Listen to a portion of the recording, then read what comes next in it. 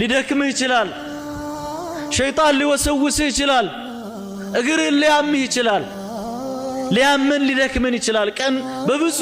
ስራ ላይ ስለምንውል እንዳይደክምን ግን አንድ ነገርን ለነፍሳችን መንገር አለብን ነፍሴ ሆይ ዛሬ ምናልባት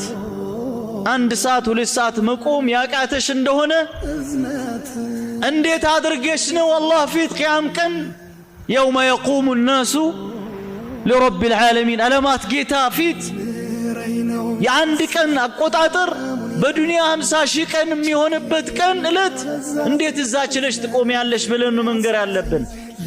ያን ነፍስ ትነቃለች ድካሟን ወደ ኋላ ታረጋለች ስለዚህ በዚህ ሌሊት ካሁኑ መወሰን ያለብን ነገር ብኖር ረመዳን ሙሉን ቆማለሁኝ ጊዜ ማባከን የለብንም አናቅም አንድ ቀን ቆመ ሁለተኛ ቀን ምን እንደሚከሰት ሙሉን ቆማለሁ ብለህ ነይተን ግን